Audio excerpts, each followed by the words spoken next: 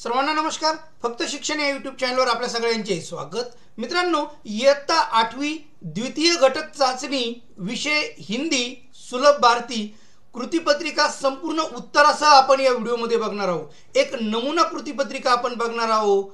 1 तासाचा वेळ असून एकूण मार्क 20 आहे.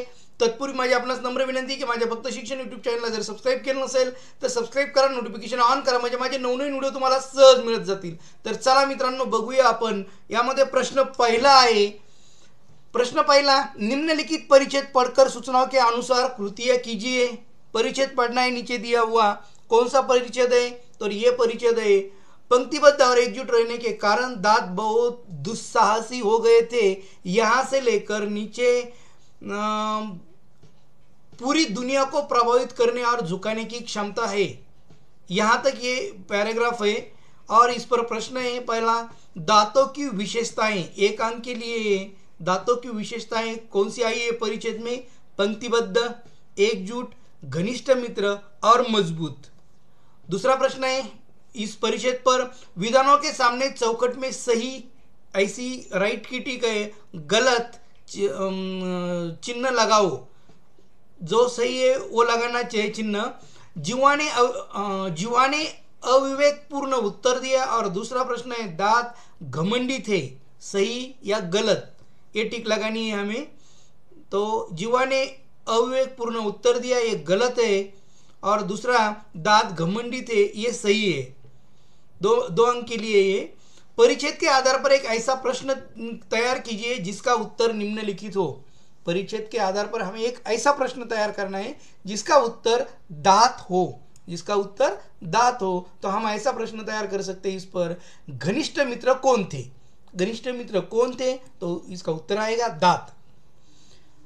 घमंडी कौन थे? ये भी हम प्रश्न तैयार कर सकते हैं. घमंडी कौन थे? तो इसका भी उत्तर कौन सा आएगा? दांत. प्रश्न उसमें 4 पैराग्राफ के आधार पर निम्नलिखित शब्दों के लिंग पहचान कर लिखो. 1 अंक के लिए दांत और जीवा. तो दांत का लिंग है पुल्लिंगी और जीवा का स्त्रीलिंगी. आगे चलते हैं. मजबूत रहने के फायदे, इस पर आपने विचार लिखिए. सोमत लिखना है. 2 अंक के लिए. एकजुट रहने के फायदे लिखने हैं हमें. एकजुट रहने के फायदे, एकजुट प्रगति का मार्ग है, एक आम वाक्यांश है और यह हर शब्द के लिए सही है. एकजुट का अर्थ है एक साथ होना. इसका मतलब है हर परिस्थिति में एक साथ खड़े होना. मनुष्य एक सामाजिक प्राणी है और उसके लिए शांतिपूर्ण और पूर्ण जीवन व्यतीत करने के लिए अपने साथी प्राणियों के साथ एकजुट रहना महत्वपूर्ण है. यह एक बहुत महत्वपूर्ण संदेश है कि लोगों को अपने बच्चों को पास करना चाहिए. उन्हें घर पर एक स्वस्थ वातावरण बनाकर एक उदाहरण स्थापित करना चाहिए जहां हर कोई एक दूसरे के साथ समन्वय में रहता है. हालांकि परिवार इन दिनों अलग हो रहे हैं, विभक्त हो रहे हैं और वो लोग एकजुट रहने के मूल्य को भूल रहे हैं. अर्थात ये जो लिखा, ये अपना सोमत आप यहाँ पर लिख सकते हैं. दूसरा है विभाग पद्य. प्रश्न दूसरा, प्रस्तुत कविता पढ़कर सूचना के अनुसार कृतियाँ कीजिए. पहले कविता देखते हैं कौन सी है. धरती का आंगन महके कर्म ज्ञान विज्ञान से, यहाँ से लेकर करे अर्चना हम सब मिलकर वसुधा के जयगान से, यहाँ तक कविता है. और इस पर पहला प्रश्न है, कवि की अपेक्षाएं. कौन सी अपेक्षा है कवि की? तो धरती का आंगन, कर्म ज्ञान व विज्ञान से महकाना, मनुष्य की अभिलाषाएं आशाओं की छाया में नित मुस्कुराना, शिल्पकला रूपी कमल फूलों की माला को धरती के गले का हार बनाना और मनुष्य का विनाशक अस्त्रों से किसी भी प्रकार का नाता न रखना, ये कवि की अपेक्षाएं हैं. दूसरा प्रश्न है कविता पर, पूर्ण कृति पूर्ण करो. धरती का श्रृंगार इससे होगा. धरती का श्रृंगार किससे होगा? तो कविता में जो है ये धरती का श्रृंगार कर्म, विज्ञान, फूल और फलों से होगा. उत्तर लिखो. मेघा की ऊंचाई नापेगा. मेघा की ऊंचाई नापेगा. कौन नापेगा? प्रतिभा का पैमाना मेघा की ऊंचाई नापेगा. और इस पर दूसरा प्रश्न है, 2 अंक के लिए. 1 अंक के लिए एक प्रश्न है, हम सब मिलकर करें. हम सब मिलकर क्या करें? वसुधा के जयगान से अर्चना हम सब मिलकर करें. कविता की लास्ट वाली पंक्ति है। दूसरा है व्याकरण विभाग तीसरा व्याकरण। सूचनाओं के अनुसार कृतियाँ कीजिए। सूचनाओं के अनुसार कृति करना है। पहला प्रश्न इसमें मुहावरे का अर्थ लिखकर वाक्य में उचित प्रयोग कीजिए। 2 अंक के लिए 2 मुहावरे, अर्थ लिखना है मुहावरे का और उसका उचित वाक्यों में प्रयोग करना है। तो पहला अर्थ देखना पड़ेगा। घोड़े बेचकर सोना याना निश्चित होकर सोना। घोड़े बेचकर सोना याना निश्चित होकर सोना। बोर्ड की परीक्षा देकर जयश्री घोड़े बेचकर सो गई।